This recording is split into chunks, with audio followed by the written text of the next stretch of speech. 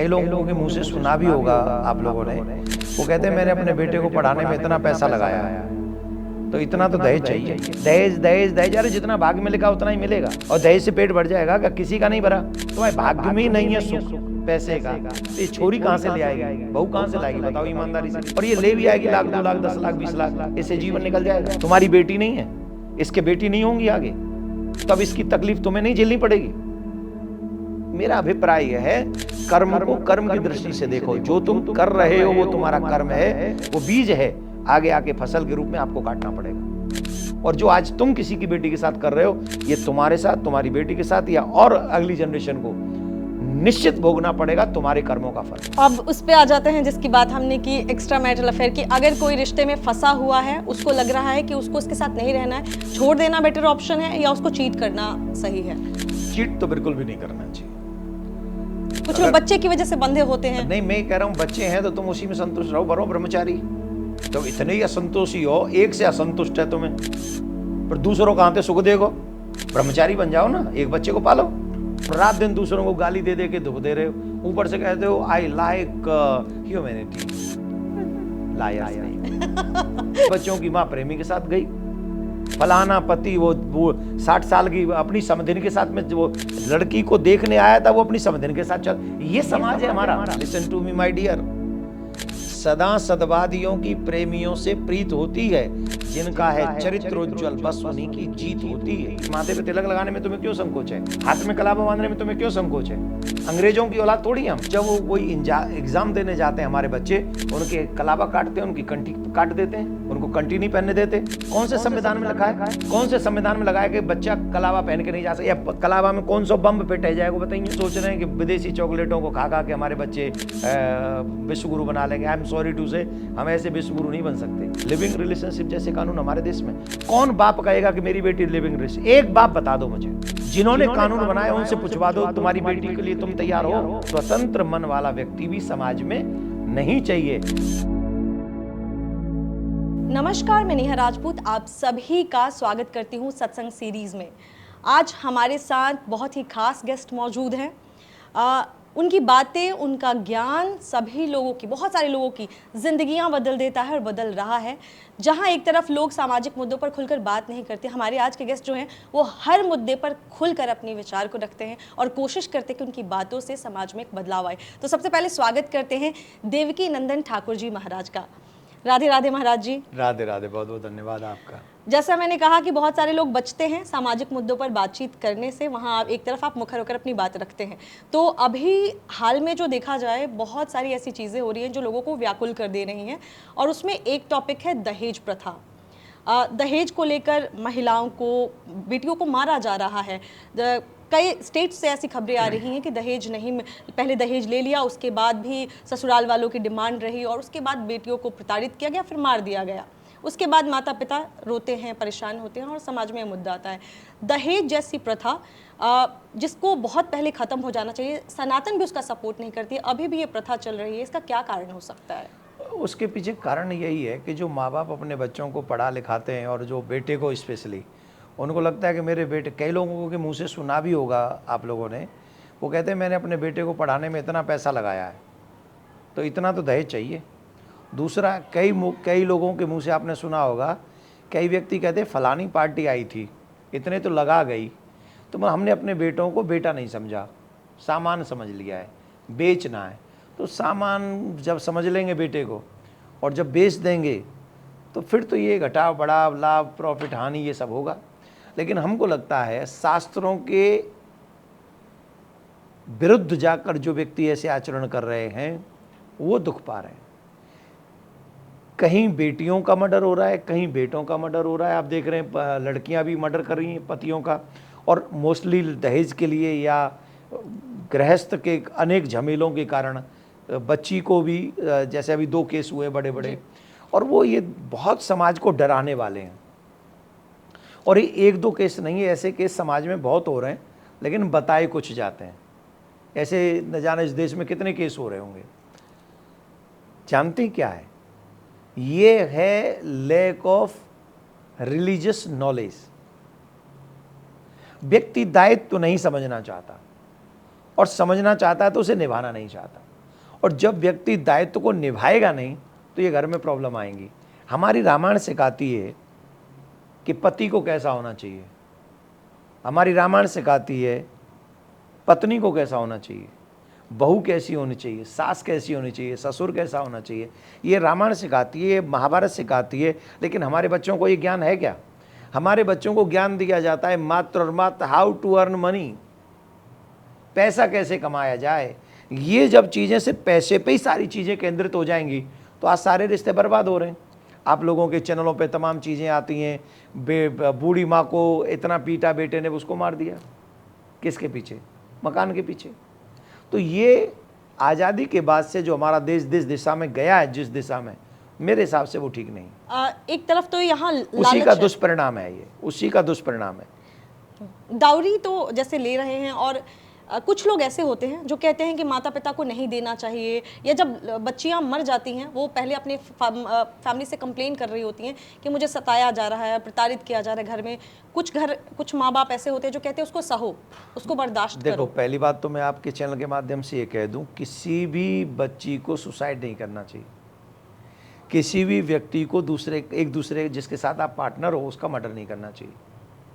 भैया हम तो आपके चैनल से कह रहे हैं, कहीं परेशानी हो तो आप हमारे यहाँ आ जाओ, यहाँ बैठ के भजन करो, रोटी खाओ, पर आत्महत्या बिल्कुल मत करो। आत्महत्या महापाप है, और किसी को मारना उससे भी बड़ा पाप है। तो ये आप करोगे तो निश्चित तौर पे आपको भूत प्रेत पिशाच बन के घूमना पड़ेगा। ये मेरे प्रमाण है मेरे पास में, मैं ऐसे नहीं बोल रहा हूँ। दूसरी बात, किसी भी बच्चे की हत्या करना ये ठीक नहीं। कोई भी हो, कितना भी बड़ा आदमी हो, अगर ये कर रहा है तो अपराध है। और मैं भारत सरकार से ये कहूँगा कि एक कानून सख्त बनना चाहिए, अंधा नहीं। आज के हमारे देश में अंधे कानून बहुत है। दहेज की प्रथा भी झूठी लगा दी जाती है, और एक सच्ची घटना भी हो रही है। अब इसमें न्याय क्या करेगा? जज क्या करेंगे? कैसे न्याय देंगे बताइए? सबूत तो बनाए जाते हैं।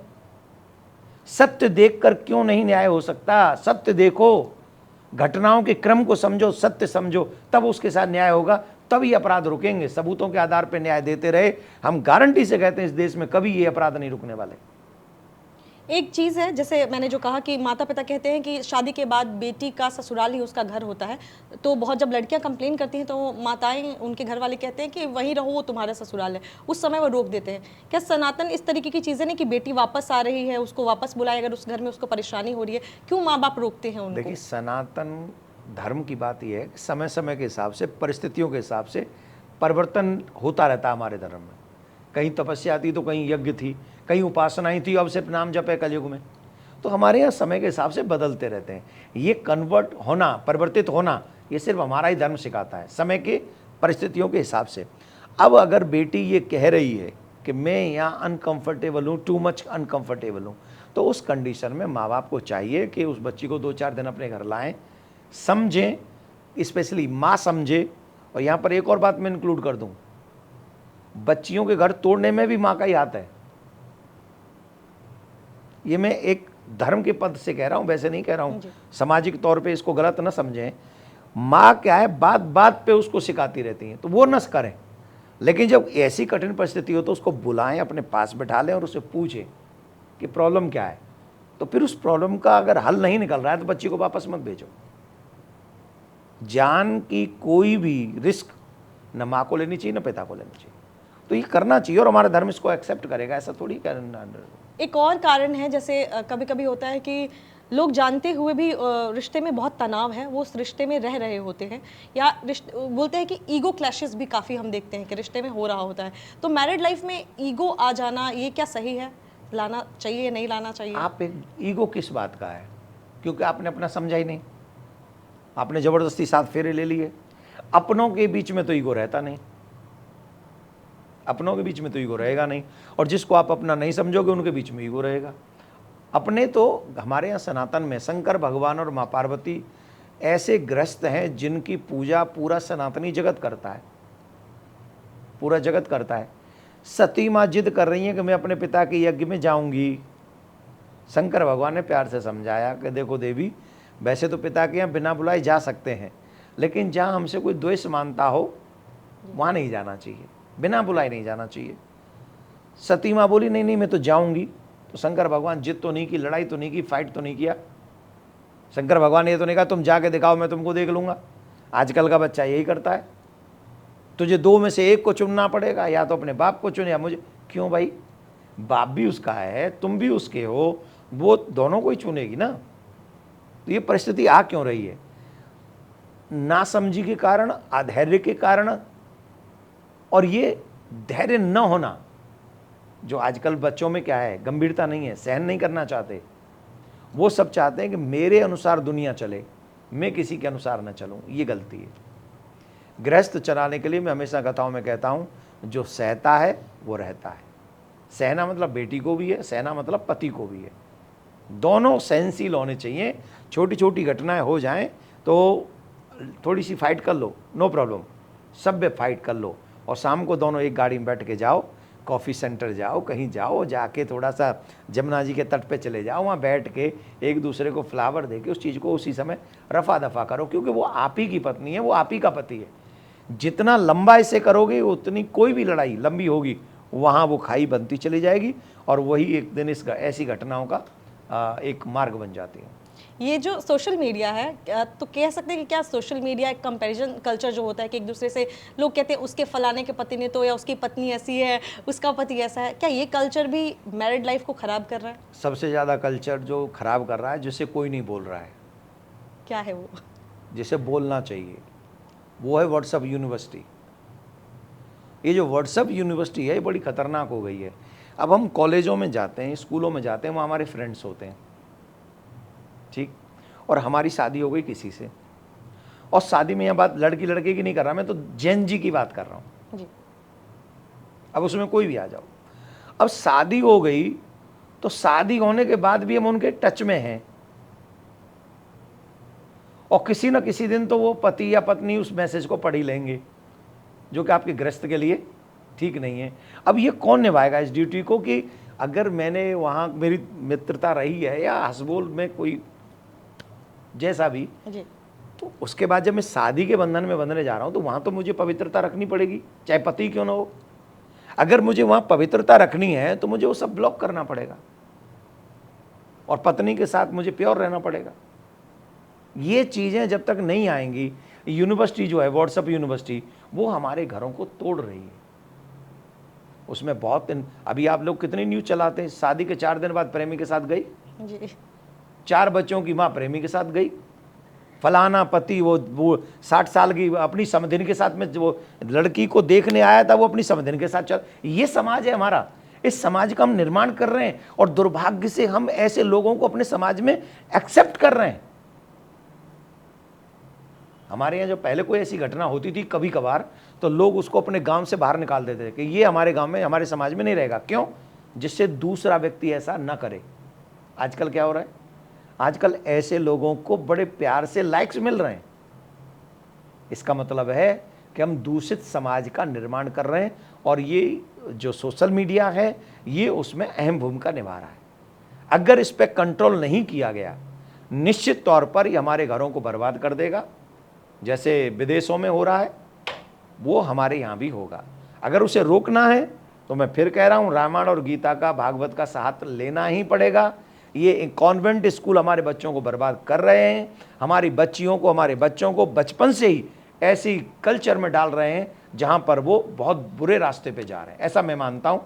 और मेरा मानना सिद्ध ये कर देगा, जो अभी जिन घटनाओं पर आप चर्चा कर रही हो, ये उन्हीं घटनाओं से जुड़े हुए हैं। इनमें से एक दोनों की लड़कियां जो हैं वो दोनों ही सोशल साइट पे थी।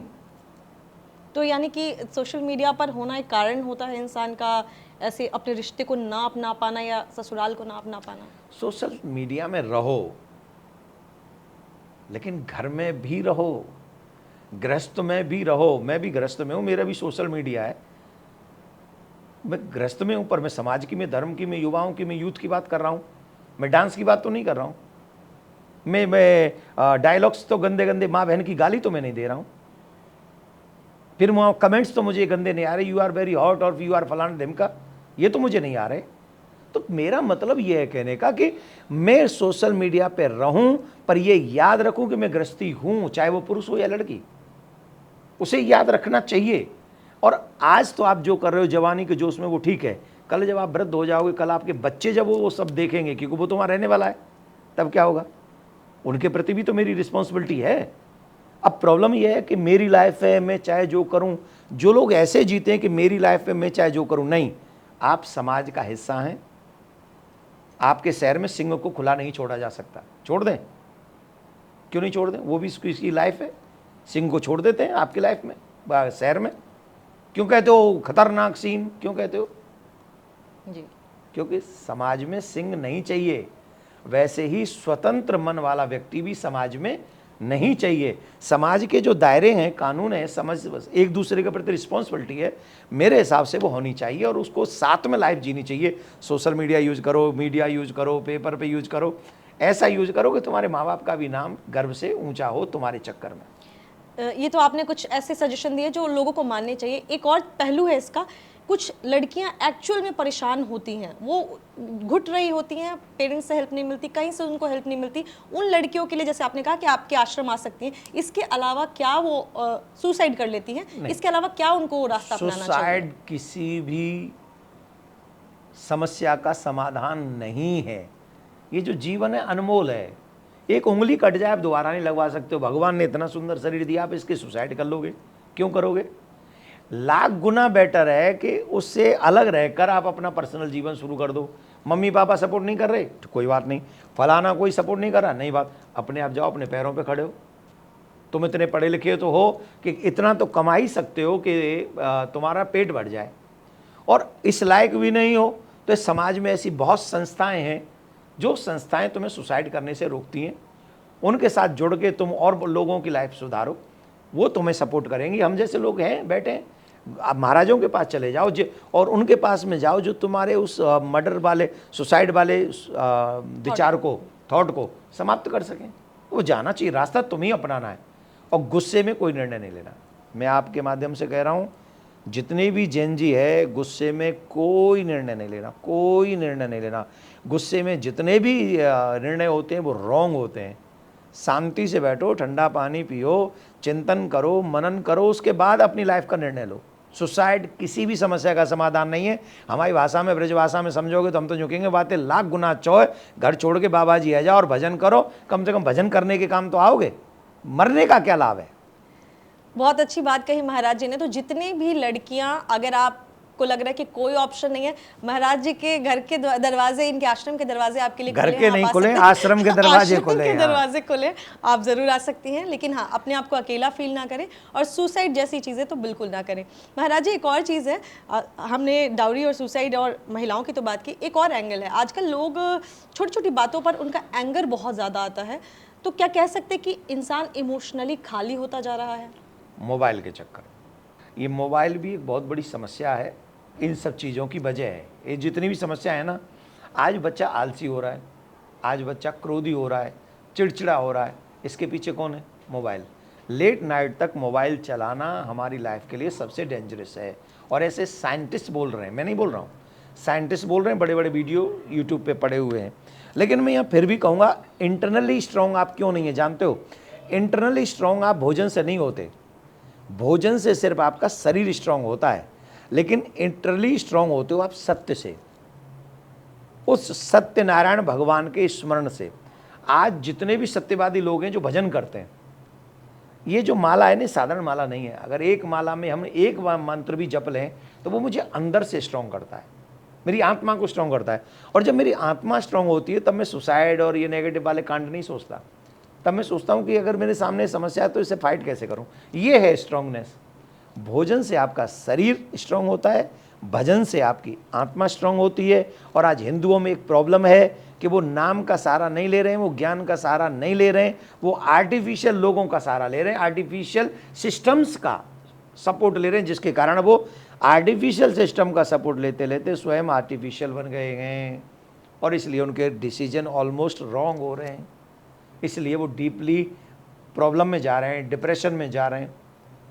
मेरे को एक बाबा जी दिखा दो जो डिप्रेशन में हो, जो कुछ नहीं, सुबह शाम 2 माला ही करता हो, फ्री की रोटी खाता हो, वो बाबा जी को डिप्रेशन में दिखा दो। एक भी बाबा जी नहीं, एक कोई गृहस्थी डिप्रेशन में दिखा दो जो भगवान के आश्रित हो, वो डिप्रेशन में चला जाए, नहीं जाएगा।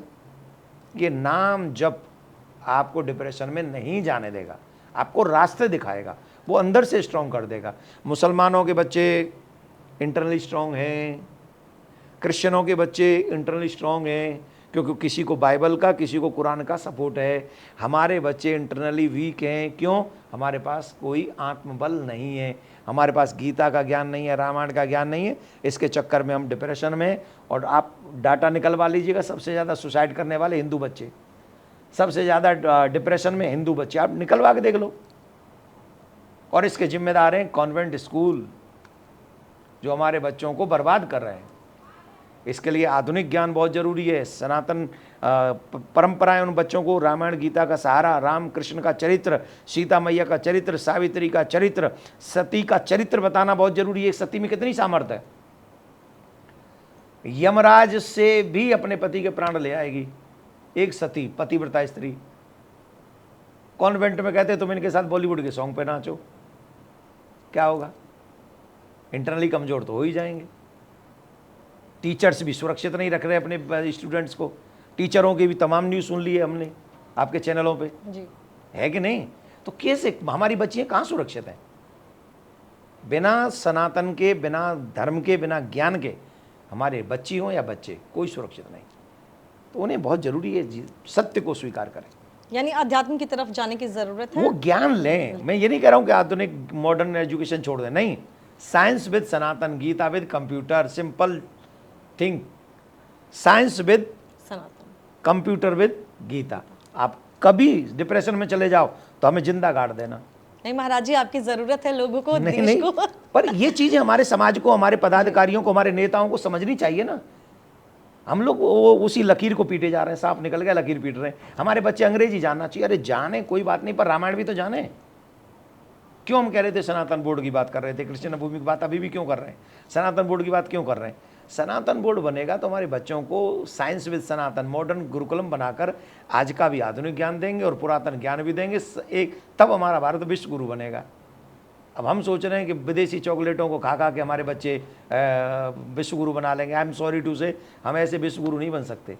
हम दरिद्र तो बन जाएंगे विश्व के, विश्व गुरु नहीं बन सकते। विश्व गुरु बनाने के लिए ज्ञान ही सर्वोपरि है सनातन का, जो हमारे बच्चों को इतना निपुण, आज भी हमारे बच्चे कहाँ नहीं हैं, इतने प्रखर हैं वो, उनको और थोड़ा संस्कार दे दिया जाए, वो विश्व पे राज्य करेंगे।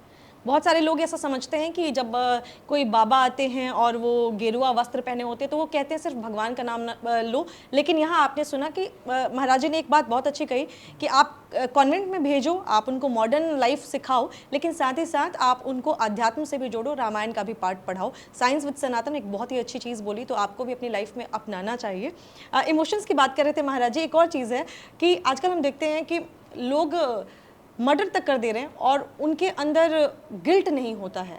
इसका कारण क्या हो सकता है? लोग बहुत ही फ्लेक्स करते हैं। हम देखते हैं कभी कभी, जैसे भोपाल में भी कुछ दिनों पहले एक लड़के ने अपनी गर्लफ्रेंड को मार दिया और जब रिपोर्टर्स ने उससे सवाल पूछा तो कहा छोड़ो जाने दो, जो हो गया सो हो गया।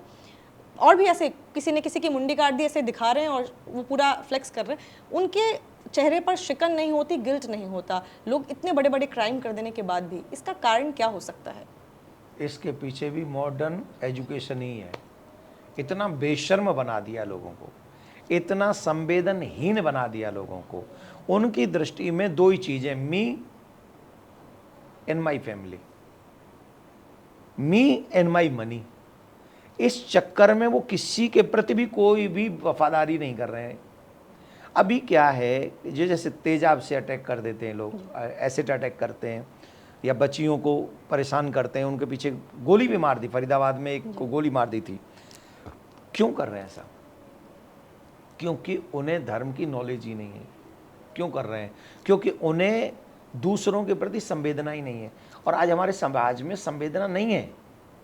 आपको कोई प्रॉब्लम हो गई है तो कोई ये नहीं पूछेगा क्यों हो गई है, मैं आई हेल्प, कोई नहीं पूछेगा। बल्कि बाहर जाके चर्चा और करेंगे, देखो यार भले ने बड़ी रील बनाते हैं, पहले रील बनाएंगे। तो ये चीज़ें नहीं होनी चाहिए। और फिर संवेदना या धर्म के पथ पे सिर्फ हमारे ग्रंथ चला सकते हैं। हमारे बड़े बुजुर्ग इतने अंग्रेजी पढ़े लिखे नहीं होते थे, लेकिन पूरे गांव के दुख में सम्मिलित होते थे।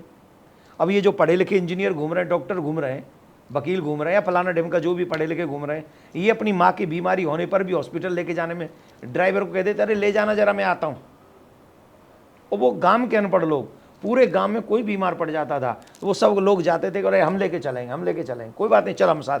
अभी भी हमारे गांव से मथुरा में जो कोई बीमार पड़ता है उसे देखने 150 आदमी आ जाते हैं। और शहर में कोई पढ़ा लिखे के घर में बीमार पड़ जाए तो कहते वही कहे कि अभी तो मैं ड्यूटी पे हूँ, मैं शाम को आता हूँ, चाहे शाम तक कोई मर जाए।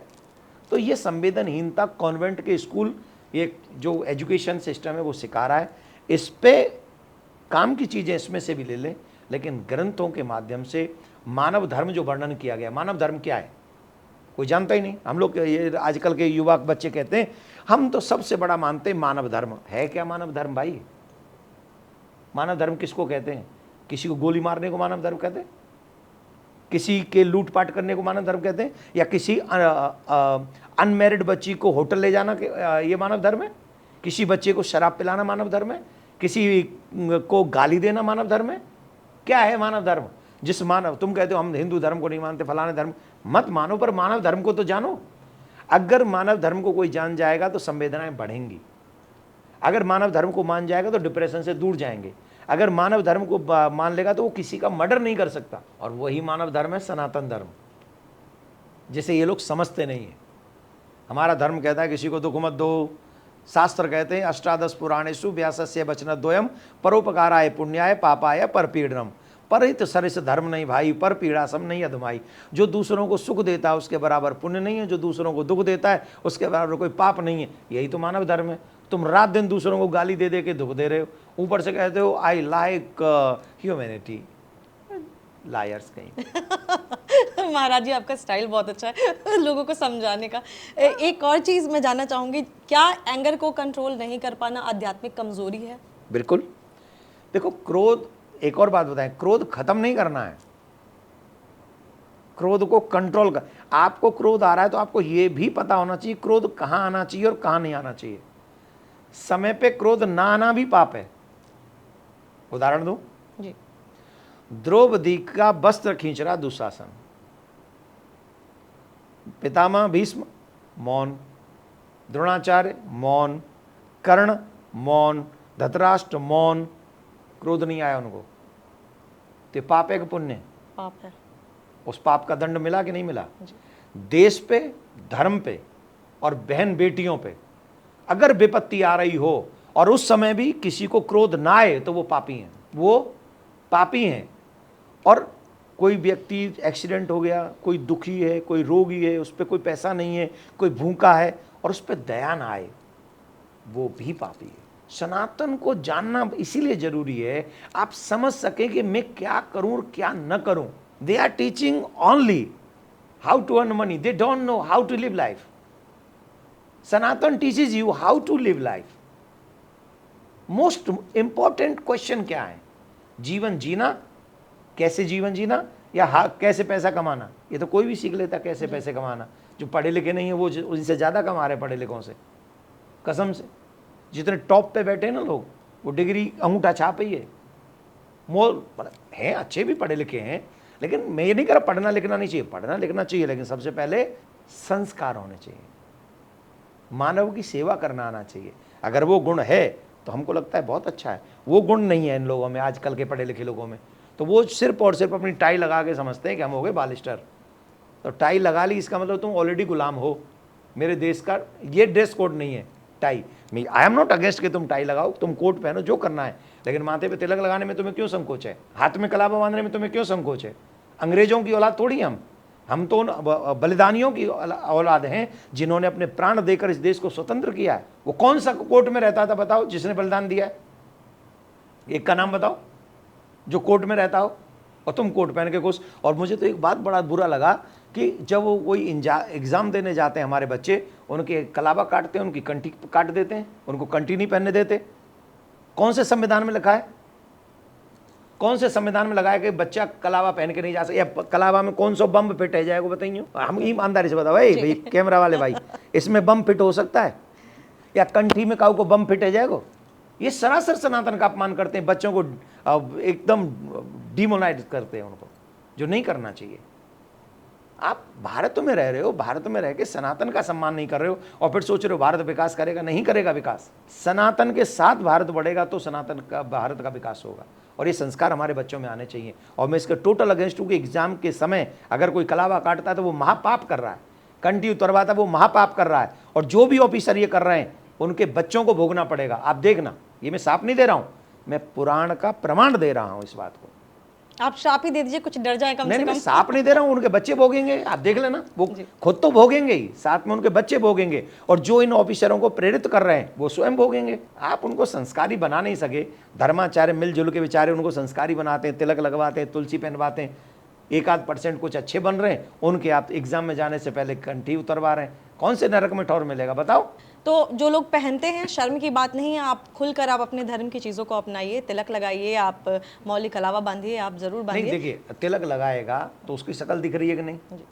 कंठी पहनेगा उसकी शक्ल दिख रही है। कंठी में कोई भी चीज नकल के, अगर आप कहोगे नकल का कोई कागज तो नहीं ले जाए। कंठी में क्या आएगा, कलावा में क्या आएगा, ये चेक करो ना मशीन से। आप मशीन से चेक करो, या तो वो पूरा पहन के आ रहा है तो अंदर कुछ भी छिपा रहा है। आप जूते चेक कर लो, जूते उतरवा लो, चलो मान लेंगे।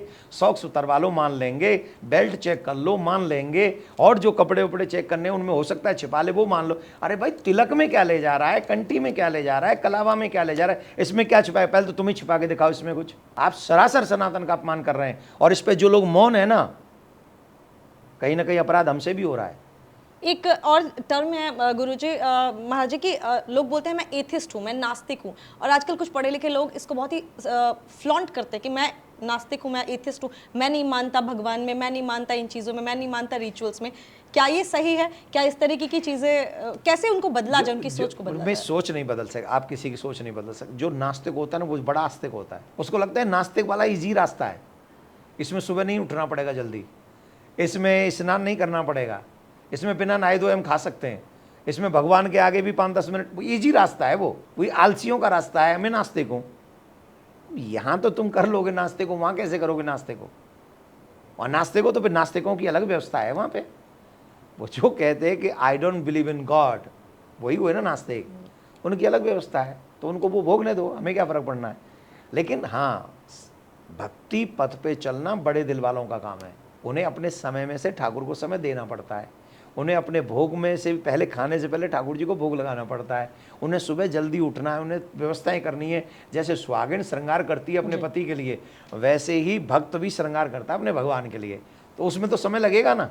तो इजी रास्ता क्या है, कह दो नास्तिक है। नास्तिक है। यानी देखा जाए तो सनातन की हर एक चीज़ ये आपको डिसिप्लिन सिखाती है। आप इसको पूजा पाठ की तरह देख रहे हैं, लेकिन ये आपको डिसिप्लिन सिखा रही है, आपकी लाइफ को एक पाथ दे रही है। एक और चीज़ है, हमने डाउरी पे बात की, हमने कुछ चीज़ों पे जो अभी मुद्दे चल रहे हैं उन पे बात की। एक और चीज़ है महाराज जी, एक्स्ट्रा मैरिटल अफेयर, जो बहुत ही ज़्यादा बढ़ते जा रहा है। लोग अपने रिश्ते में नाखुश हैं, शादी में होने के बाद भी, जब पति के साथ हैं लेकिन नाखुश हैं, कहीं बाहर किसी और से भी बात करते हैं, और उसको फिर वो जस्टिफाई करते हैं कि मैंने रिश्ता तो नहीं तोड़ा, मैं समाज की वजह से रिश्ता नहीं तोड़ सकता या सकती, मैं अपने पति के साथ तो हूँ लेकिन मैं उसके साथ खुश नहीं हूँ, मैं किसी और के साथ भी हूँ। इस पर क्या कहेंगे जो ये एक्स्ट्रा मैरिटल अफेयर्स बढ़ रहे हैं? देखिए, मैंने अभी आपको इस पे ज़्यादा बोलूँगा तो क्योंकि देवियों के ऊपर ज़्यादा बोलने का मतलब आप समझते ही हो आजकल पुरुष भी कर रहे हैं महाराज जी। पुरुष तो पुरुषों की वजह से ही तो हो रहा है।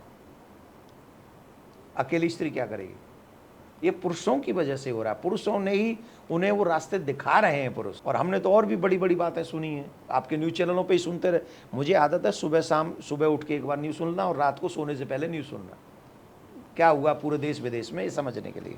उसी बीच में 100 न्यूज़ जब आप लोग चलाते हो तो उसी में बीच बीच में ये कहानी आ जाती हैं कि फलानी पार्टी में पकड़े गए, वहाँ पति पत्नी एक्सचेंज हो रहे थे। तो जब इस तरीके का, जिस बच्ची को, जिस पत्नी की सम्मान को बचाने के लिए हमने 7 फेरों में कसम खाई थी, अगर उसी को हम एक्सचेंज सामान समझ के करेंगे तो निश्चित तौर पे काल का ग्रास बनेंगे हम लोग, और आने वाली संतति वर्ण संकर होगी और वो उनके द्वारा दिया हुआ जल हमारे पितरों तक नहीं पहुँचेगा। ये सब भी उसी वजह से हो रहा है। किसकी वजह से? मॉडर्न एजुकेशन की वजह से। मॉडर्न एजुकेशन में संस्कार नहीं है। वहाँ नहीं बताया गया कि पति का मतलब क्या है, वहाँ नहीं बताया गया पत्नी का मतलब क्या है। भगवान श्री राम जब रावण से लड़ने के लिए गए तो उनके पास में लक्ष्मण थे और वानरी सेना थी। रावण जिससे लड़ने गए सोने की लंका थी, 1 लाख पुत्र थे, 1.25 लाख नाती थे, कुंभकर्ण जैसा भाई था, मेघनाथ जैसा पुत्र था कि इंद्र को परास्त कर रखा था, और ऐसा बड़ा भयानक उसका भौकाल था, भयानक। फिर भी रावण मर गया, राम विजयी हो गए। रीजन क्या है? सदा सदवादियों की प्रेमियों से प्रीत होती है। Listen to me my dear, सदा सदवादियों की प्रेमियों से प्रीत होती है, जिनका है चरित्रोज्ज्वल बस उन्हीं की जीत होती है। रावण के पास सब कुछ था पर चरित्र नहीं था। राम के पास वर्तमान उस समय में कुछ नहीं था पर चरित्र था। तो चरित्रवान की विजय होती है। आज तक राम पुज रहे हैं और आज तक रावण जल रहा है। तो ये जो काम कर रहे हैं धर्म के नॉलेज के अभाव में, ये जलने का काम कर रहे हैं। न समाज उन्हें सम्मान देगा, न ऊपर उन्हें सम्मान मिलेगा। लेकिन जो एक रिश्ते को पवित्रता से निभाते हैं, उन्हें समाज भी सम्मान देगा और ऊपर भी उनको सम्मान मिलेगा। आज की जो यूथ है महाराज जी, वो जैसे ये तो एक और इसी से बस पहले एक जुड़ा हुआ सवाल, उसके बाद कुछ सवाल और आखिर के हैं। ये जैसे आपने कहा मॉडर्न, गांव में भी ये चीज़ें बहुत हो रही हैं, मतलब गांव के लोग जो हैं, गई कहाँ से? गांव में चीज़ गई कहाँ से? शहरों से। शहरों में की चीज़ें गांव में किस पे जा रही हैं? बोल फोन में। पहले तो ये सब नहीं था। आपने गांव में रील बनते हुए, वीडियो बनते हुए देखे कभी? भाई वीडियो बनाने मतलब मुंबई, चेन्नई, दिल्ली जाओ, वहाँ वीडियो बनेंगे। गांव में बना रहे महाराज जी आजकल। तो अब तो मतलब गांव छोड़ो, अब तो हमारे गांव में गामन में एक बिटौरा है, बिटौरा में तो कंडा नहीं कर रहे हैं। एक बार मैंने कह दिया था, तो मैं सच कह रहा हूँ, आजकल तो गामन में भी बिटौरा ही में तो कंडा नहीं कर रहे हैं। कंडा माने अभद्र चीज़ें आ रही हैं अब हर जगह से, गाली दे रहे हैं उल्टे सीधे। छोटे छोटे बच्चे वीडियो को वायरल कराने के लिए छोटे छोटे बच्चों के मुंह से अपशब्द बुलवा रहे हैं। इसका मतलब क्या है? हमारा समाज असभ्यता की ओर जा रहा है, और इस पे हंसने की बजाय चिंता करनी चाहिए और इस सोशल मीडिया पे रोकथाम करनी चाहिए कि कंट्रोल में ही रह के आप काम करेंगे, अनकंट्रोल नहीं हो सकते। वो चीज़ें, ये सोशल मीडिया खतरनाक समय है, वो नहीं, उसको रोकना का पड़ेगा। कानून, सरकार को थोड़ा कंट्रोल करना चाहिए उस पर। जैसे हमने जो जो बातें की, उसमें से अब हम आ जाते हैं कि लोगों को क्या सॉल्यूशन है। एक सॉल्यूशन दहेज वाला आपने दिया कि जो बेटियों के लिए, लेकिन उन इन लॉज के लिए क्या है? मार देना सॉल्यूशन है या उस बेटी से तलाक करके अलग कर देना सॉल्यूशन है? लॉज को ये समझना चाहिए कि अगर आप कन्यादान लेके अब किसी की बेटी को अपने घर में लाए हो, अगर आप उसको दुख दे रहे हो, तो वर्तमान में जो आपकी बेटी है वो भी दुख पाएगी आपके कर्म की वजह से। आपकी बेटी भी दुख पाएगी और आप भी दुख पाएंगे। आप सुख पालेंगे, मैं गारंटी से कहता हूँ, आप सुख नहीं पाएंगे। आने वाली पीढ़ी आपको वो दुख देगी कि आपको खून के आंसू बुढ़ापे में रोने पड़ेंगे। जब किसी की बेटी को हम लाते हैं ना, तो दशरथ जी से सीखो। जब सीता जी को लेके आए तो दशरथ जी अपनी तीनों पत्नियों से कहते हैं कि ये हम कन्यादान लेके आए बेटी का, ऐसे रखना जैसे पलक पामरे बिछा के, मीन्स जैसे पुत्रियों की रक्षा करते हैं ना हम अपने पलकों से, वैसे तुम इन बहुओं की रक्षा करना। ये है दशरथ जी का चरित्र। और कभी भी सीता माँ को तीनों सासुओं ने एक शब्द नहीं बोला, अब शब्द नहीं बोला, मतलब उनका बेटी की तरह ही ध्यान रखती थी, बेटी ये ले ले, बेटी ये ले ले। और सीता माँ का समर्पण था बहुओं के प्रति। तो ये प्रसंग आप क्यों नहीं पढ़ते हो? दहेज दहेज दहेज, अरे जितना भाग्य में लिखा उतना ही मिलेगा। और दहेज से पेट भर जाएगा क्या? किसी का नहीं भरा। तुम्हारे भाग्य में ही नहीं है सुख पैसे का, तो ये छोरी कहाँ से ले आएगी? बहू कहाँ से लाएगी? बताओ ईमानदारी से। और ये ले भी आएगी 1 लाख 2 लाख 10 लाख 20 लाख, इससे जीवन निकल जाएगा। तुम्हारी बेटी नहीं है, इसके बेटी नहीं होंगी आगे, तब इसकी तकलीफ तुम्हें नहीं झेलनी पड़ेगी। मेरा अभिप्राय यह है, कर्म को कर्म की दृष्टि से देखो। जो तुम कर रहे हो वो तुम्हारा कर्म है, वो बीज है, आगे आके फसल के रूप में आपको काटना पड़ेगा।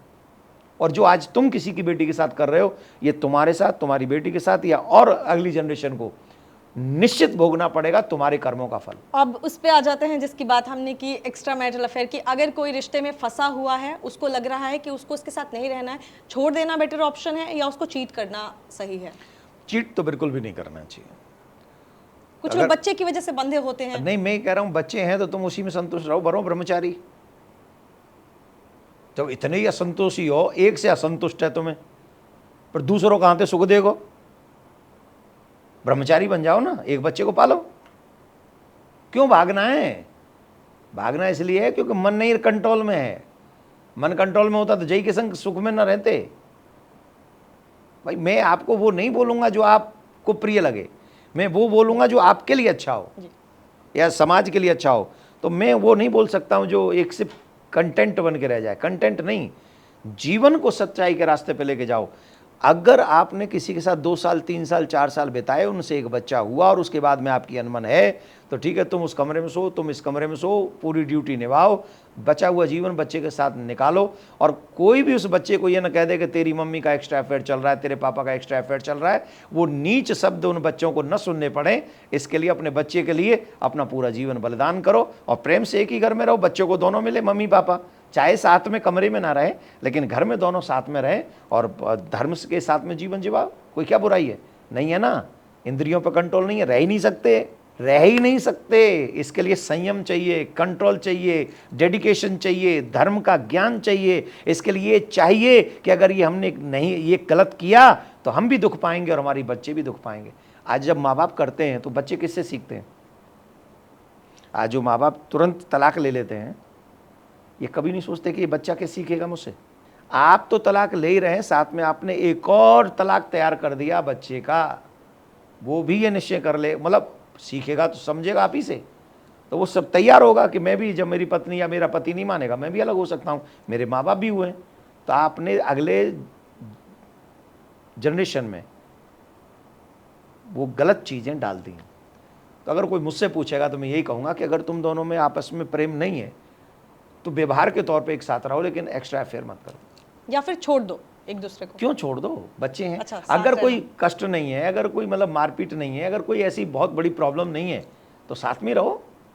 और साथ में रहोगे तो हो सकता है फिर प्यार हो जाए। और मैं तो उसी आशा को लेके रह रहा हूँ कि एक ही घर में रहोगे तो प्यार हो जाएगा, कोर्ट में मिलोगे तो प्यार कहाँ से होगा? कभी तो कभी चाय में मिठास आ सकती है ना साथ रहोगे तो।